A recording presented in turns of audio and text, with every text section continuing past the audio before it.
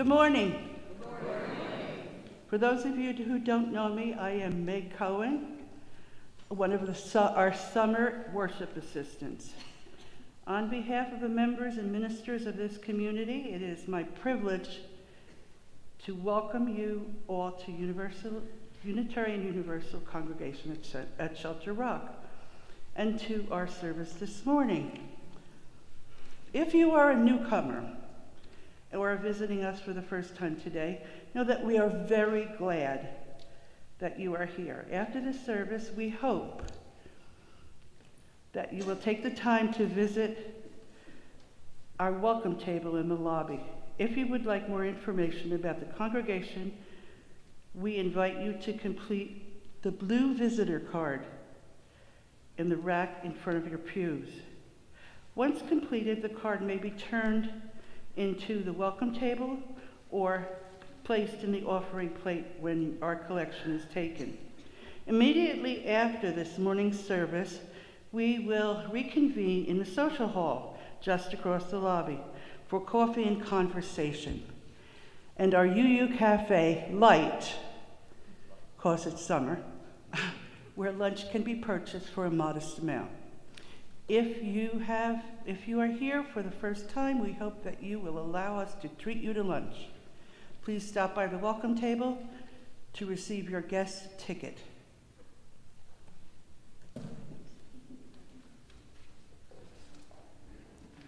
Good morning, everyone. I'm Gail Cullen. I'm a member of the congregation, and I'd like to invite anyone who's interested to join me and the Reverend Joyner for a wild walk on our grounds after lunch. We're going to meet at 1:15 at the Beach House, and we'll walk for less than an hour, and then when we come back, we're going to be in the ballroom, by the way. We'll have some drinks for you there before we all go on with our day.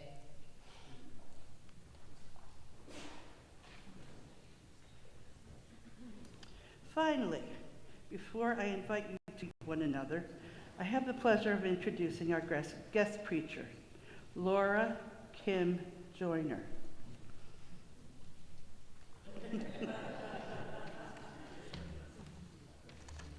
She'll tell you all about herself when she gets up here. So.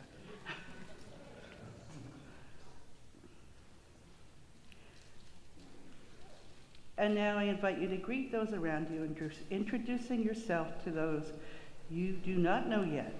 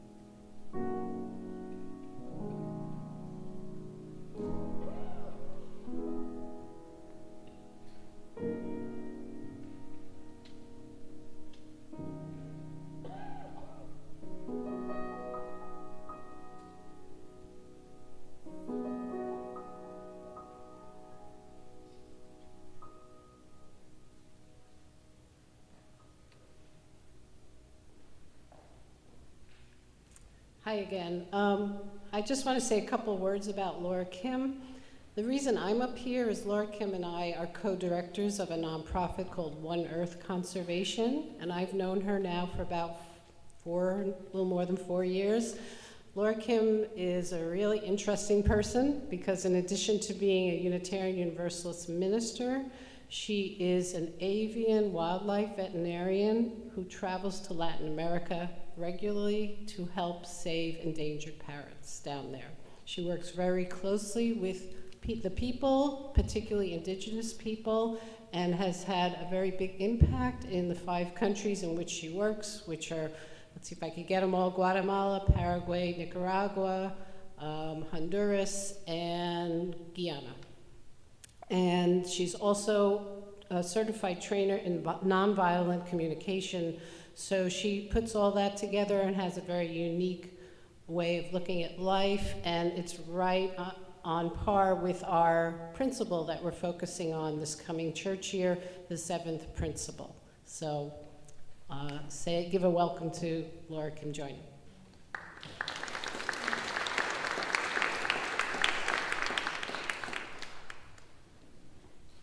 I am also a community minister affiliated with the White Plains congregation, so it's lovely. Hello from White Plains this morning.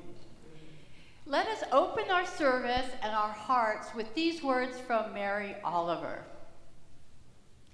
What is the greatest gift? Could it be the world itself? The oceans, the meadowlark, the patience of the trees and the wind? Could it be love with the sweet clamor of passion? Something else holds me entirely in thrall. Could it be that I wonder about your life more than I wonder about my own? That you have a life, courteous and intelligence, that I wonder about more than my own? That you have a soul, yours, no one else's, that I wonder about more than my own. And so my soul finds itself clapping more for yours than for my own. And for the hope of that beauty that is in us and connected all around us, we gather today. And for the light of that hope and the celebration, if you would recite with me the words of the chalice lighting as we light our chalice. Reverence before the infinity of life means the removal of strangeness, the restoration of shared experiences, and of compassion and sympathy. And let us rejoice in the gift of life by singing hymn number 331. Rise in spirit or body.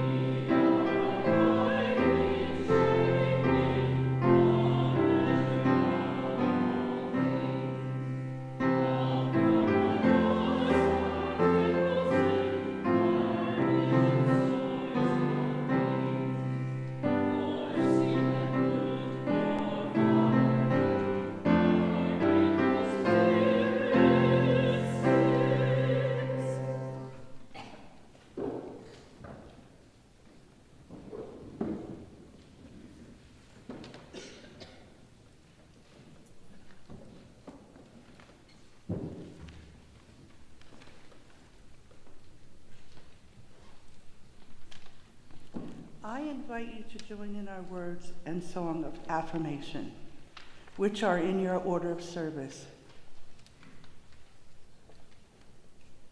Love is the doctrine of this congregation, the quest of truth and its sacrament, and service is its prayer, to dwell together in peace, to seek knowledge and freedom, to serve in human need. This we do for each other.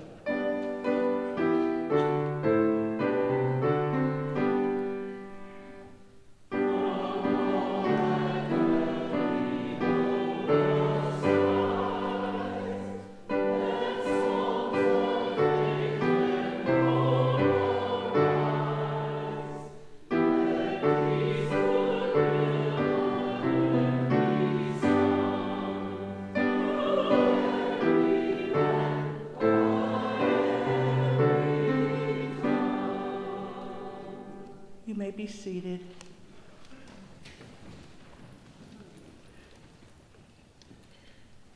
An offering in support of the ministries that serve the people of this congregation and the ministries that extend far beyond the walls of this building will now be given and received. Would the ushers please come forward? Okay. Now we'll hear the solo and then be ready to give.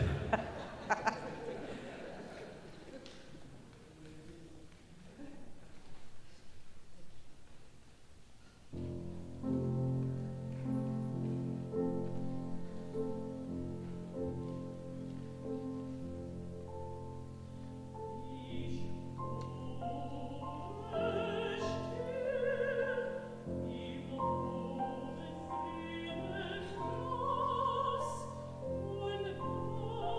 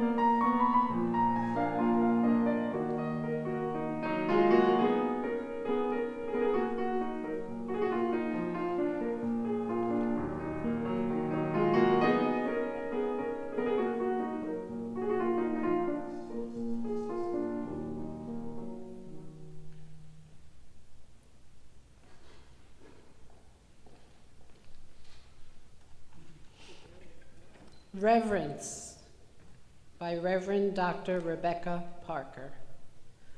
Reverence is not just a feeling.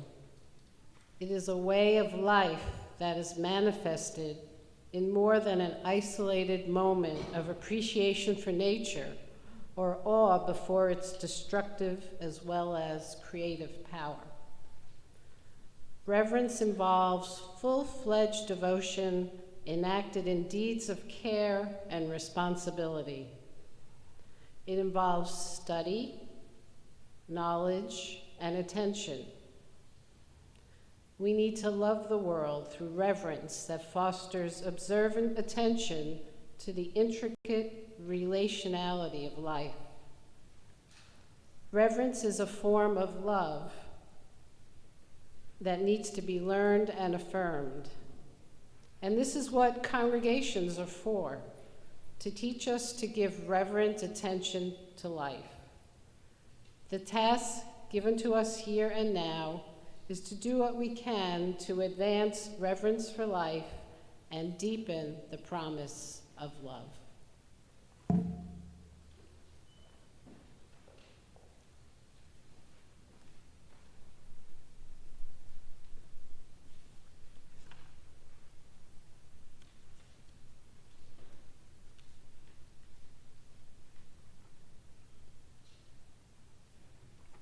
We enter now into a period of quiet contemplation to hear the yearnings and needs of our own hearts and to reflect upon needs of those within the circle and kinship of the larger world.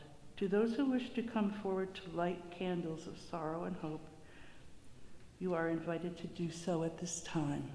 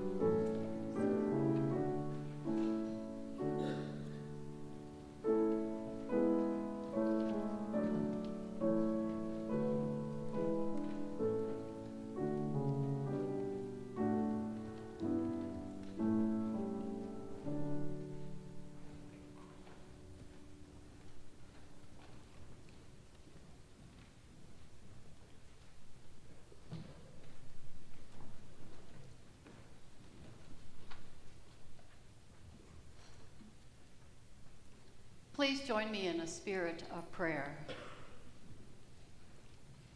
Spirit of all lives, be with us as we gather to help each other hold the loss and pain in the world. We are here to care for each other in this changing climate of not just the earth, but of our political processes that cause so much suffering around the world as migration foments resistance and seeds of hope. we mourn the loss of John McCain, who died yesterday, champion of love and integrity. Though strife and loss of life is around us, let us not forget the beautiful. It is National Dog Day, after all.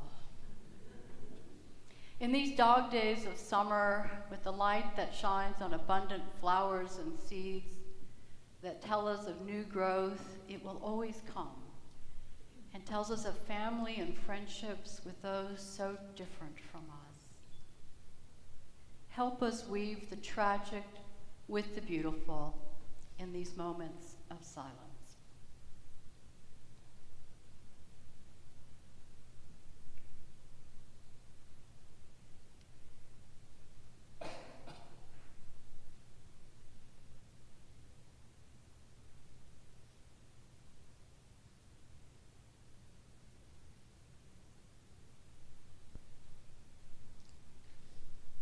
Blessed be, Shalom, Amen.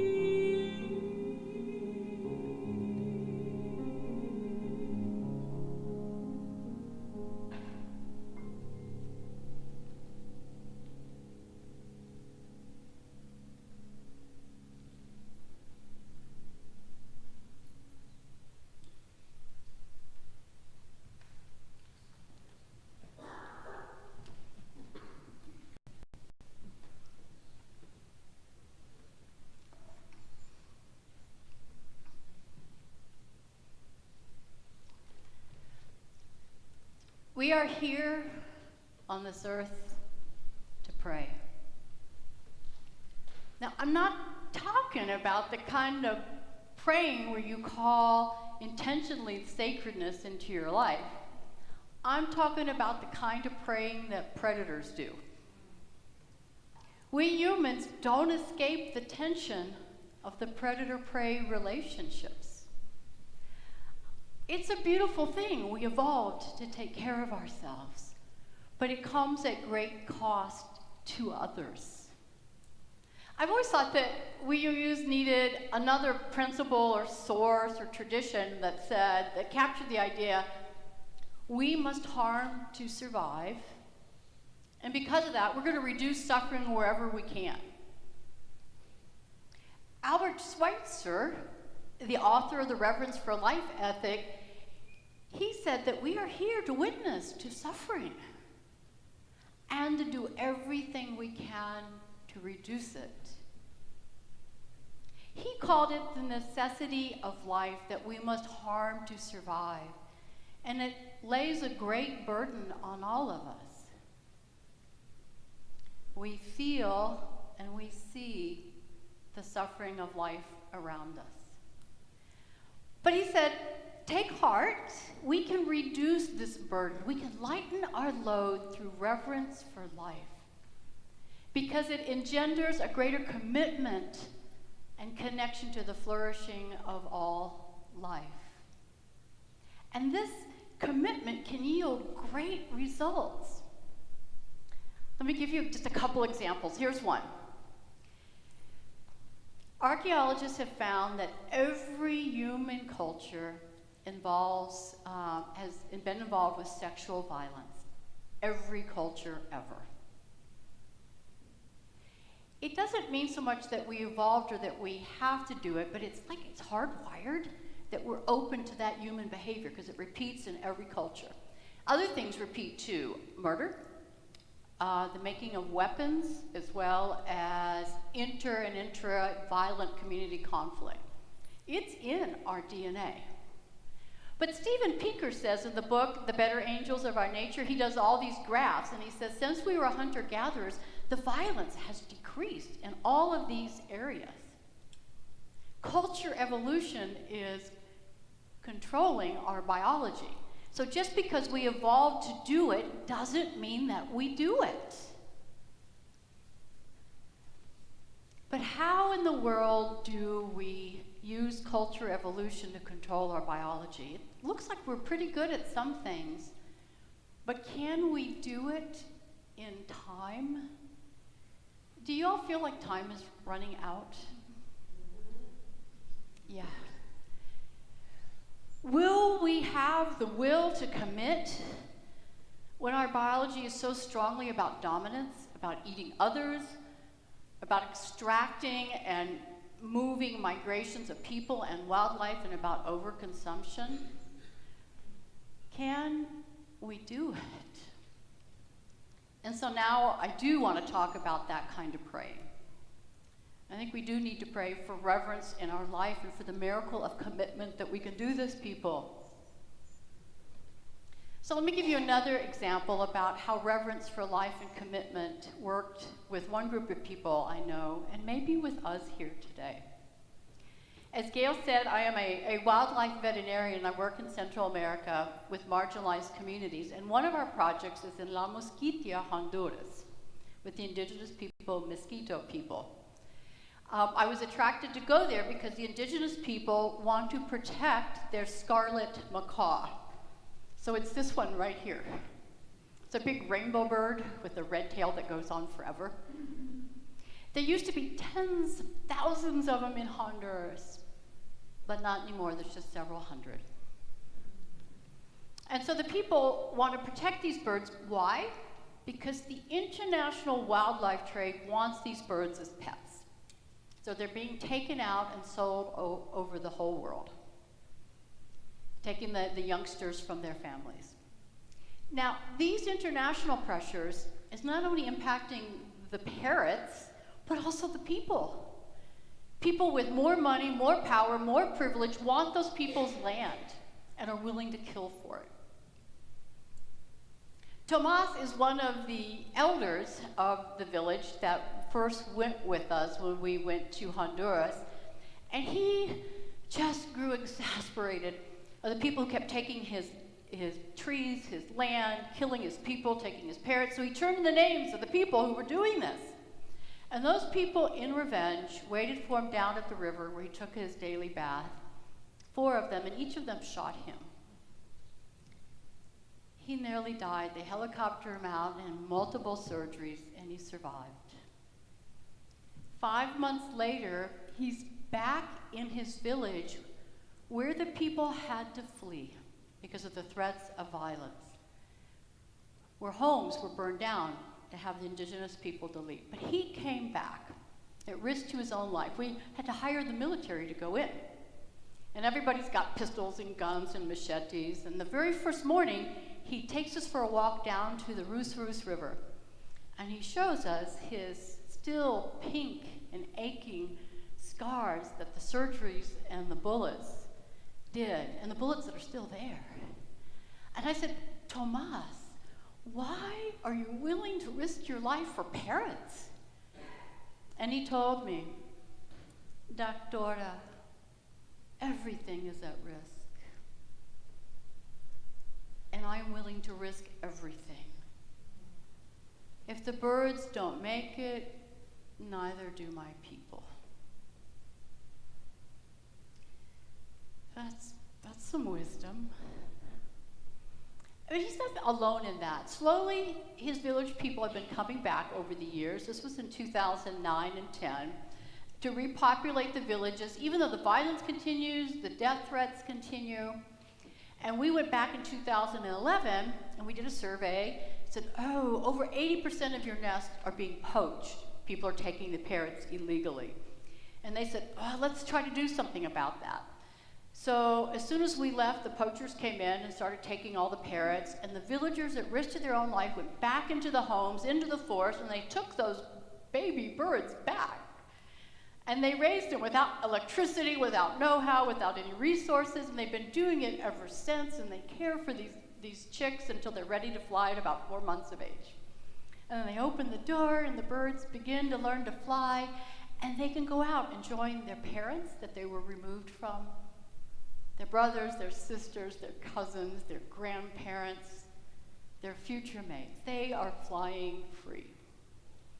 And every day they come back to the village to eat rice and beans with them. They're still feeding the birds. Now, we don't need to romanticize these people. They're just like us. They fuss with each other. They make bad decisions. They choose their desires that harm others. But maybe they know something or have learned something a little better than we have in our culture here. They know that there is no center of privilege in the world. Everyone has to be taken care of. As Tomas said, if the birds don't make it, neither do we. They feel that if the birds are flying free, they are free. So when they liberate the birds, they're liberating themselves. When they're freeing the birds, when they're saving the birds, they are saving themselves. And it's been hard for them. In 2012, a drug gang came into their remote village and threatened to kill everybody and stole all their valuables. But not the birds, because they were flying overhead. In 2014, when we were there, not one single scarlet macaw chick escaped the illegal wildlife trade. They were all caught. They were all taken. 2014. Some years, they don't have enough resources to feed themselves or their children, or let alone the parrots. How do you decide who to take care of? If we're all valuable, how do we do our resources and our time to take care of everybody? Albert Schweitzer would suggest that we use reverence for life. He said that by having reverence for life, we enter into a spiritual connection with the world. By practicing reverence for life, we become deep and good and alive. Reverence for life can help us connect to life and commit to life, but it doesn't do it through blame or shame. It takes us out of the denial that not everybody has inherent worth and dignity, and it leads us through the way by action, because reverence for life also comes with two other R's: responsibility and reciprocity. Life is a great gift. It is given to us. And so we give back as much as we can for the flourishing of all. All of us are responsible for everyone. That's what reverence calls us to. We can also navigate reverence for life in this sort of predator-prey relationship. Maybe we don't need another principle. Maybe we can use the ones we've got. I understand that you all are studying the 7th principle this year, and last year it was the 1st principle. So what reverence for life says, every individual of every species has inherent worth and dignity. That's our first principle. And the 7th principle says that we're all interrelated in beauty, tragedy, harm, and benefit. So what happens to another happens to us, and we care and strive for every individual because every individual has worth and dignity. Our principles tell us that none are free until all are free. But winning freedom takes commitment and it takes time. It takes slowing down. So in my work as a wildlife veterinarian working in these countries, I'm a stealth minister. I help us slow down. And people want to slow down. And so one year in Honduras, we were gathering the community around, which they do, and we gathered in a circle, and it's time to pray and to give words of wisdom for the opening of the conservation year when the birds are breeding. And it came around to my time, and I said, I'm going to give them the words of Mary Oliver's poem, Wild Geese. Except in Honduras, they don't have geese. So please forgive me, Mary Oliver, I changed the poem to use macaws instead. And so I began. You do not have to be good. You do not have to walk on your knees for 100 miles through the jungles repenting. You only have to love what the soft animal of your body loves. Tell me about despair, yours, and I will tell you mine. Meanwhile, the world moves on.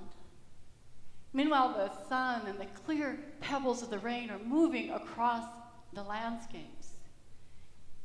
Meanwhile, the macaws, high in the clean blue air, are heading home again. And right when I got to that point of the poem, we heard off in the distance, rah, rah! 5 scarlet macaws headed towards the village. It had become a rare sighting, where groups of 50 used to fly over. 5 was rare, especially around the village. And it probably meant a family of young chicks and parents. And so they started flying towards us as I finished the poem. No matter who you are, no matter how lonely you are, the world offers itself to your imagination. It calls to you like the wild macaws, harsh and exciting, announcing over and over again your place in the family of things. And right as I got to that part of the poem, that family of 5 was directly overhead squawking. We cried. People of so many different languages and backgrounds and origins gathered in that village because the macaws were telling us that we belonged. And out of that came a commitment to life around us and in us. The kind of commitment that is fueled by a reverence for life that allows ordinary people to do extraordinary results in extraordinary times. I said how in that village in 2014, every macaw was taken, every young chick. In 2016, not one was taken for the wildlife trade. 2 years turnaround. 2017, not one was taken for the wildlife trade. Their village is now the core of a project of the largest parrot conservation program in the world that is protected by community members. Such miracles are the dream of congregational life. Healed by reverence, we say yes to life, and life says yes to us. Fueled by reverence, we give the gift back for others. Now, each of us finds reverence in different things. Mine happen to be birds and peoples of Latin America, but yours might be like a walk, which we're going to do later. It might be a good meal, which we are definitely going to do later. A child at play, a prayer to God or the trees. But whatever is your way of reference, stalk it relentlessly. For we are fierce predators. And let us pray for reverence in our life, for the beauty of the earth. And for that hope and for that prayer, let's join each other in the song For the Beauty of the Earth, number 21.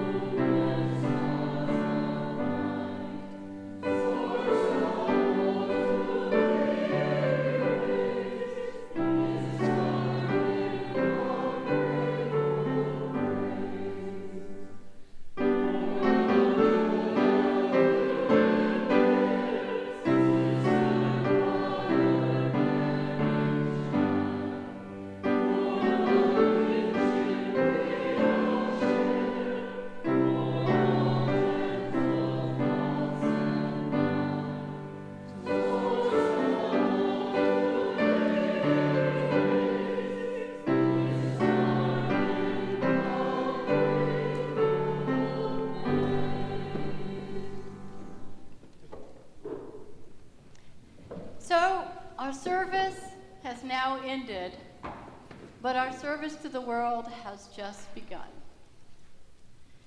May you take the light of our shared time together and use it, should you falter, to illuminate the beauty within the beauty before you, the beauty of the earth, and the beauty of earth's beings. Go in peace and love.